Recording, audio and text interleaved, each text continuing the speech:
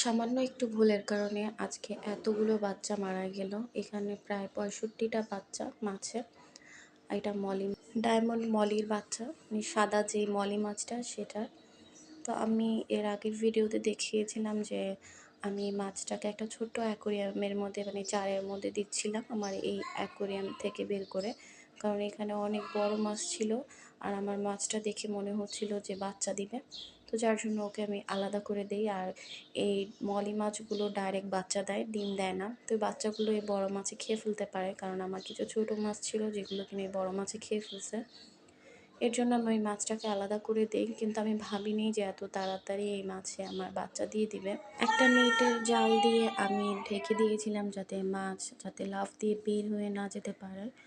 তো পরবর্তীতে দেখলাম যে এটার ভিতরে বাচ্চা। তো আমি যখন দেখলাম বাচ্চাগুলো বেশিরভাগই বের হয়ে হয়ে পাথরের ভিতরে চলে যাচ্ছে। তো আমি জারটা যেই দোকান থেকে কিনি ওই দোকানদার আমারে বলে দিছিল যে পাথর দিবে, তাইলে বাচ্চাগুলো পাথরের নিচে লুকায় থাকবে যাতে মাছে না খেয়ে ফেলতে পারে। তো আমি বুঝতে পারি নাই যে এই পাথরের ভিতরে থাইকা ওর মৃত্যু হইতে পারে। কিন্তু বুঝতে না পারার কারণে আজকে এতগুলো বাচ্চা মারা গেল। প্রায় ৬৫টা বাচ্চা আমি গুনে দেখলাম। আমার কাছে যে কতটা খারাপ লাগছে যে বলার বাহিরে, যে চোখের সামনে এতগুলা বাচ্চা মারা গেল, শুধুমাত্র একটা ছোট্ট বাচ্চা বেঁচে ছিল, এখনও আছে। আমি জানি না কি হয় ওর, বাট ৬৫টা বাচ্চা পুরাই মারা গেল। এর জন্য আমার কণ্ঠ শুনে হয়তো বুঝতে পারতেছেন আমি কথা বলার মতন আর কি মুডে নাই, বাট তারপরেও বলতেছি, কারণ আমি এখনও বুঝতে পারতেছিলাম না যে এতগুলা বাচ্চা মারা যাওয়ার কারণটা কি। যখন ওরা বের হচ্ছিল তখন ওরা একটু সাঁতার কেটে পাথরের ভিতরে ঢুকে যাচ্ছিল।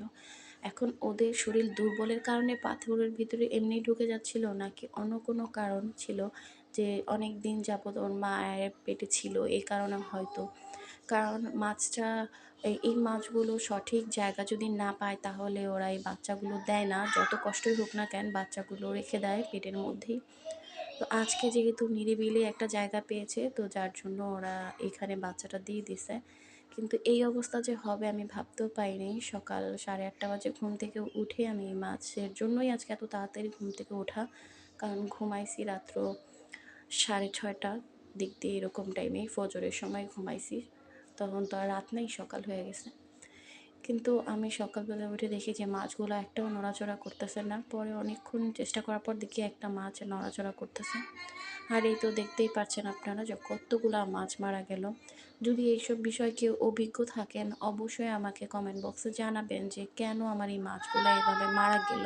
সবাই আমার মা মাছটার জন্য দোয়া করবেন যাতে ও সুস্থ থাকে। আর ও যদি সুস্থ থাকে তাহলে আরও আমরা আল্লাহর রহমতে এরকম মাছ আরও পাবো। কিন্তু এতগুলো মাছ মারা গেল এটা আসলে মেনে নিতে পারছিলাম না। তো সবাই ভালো থাকবে।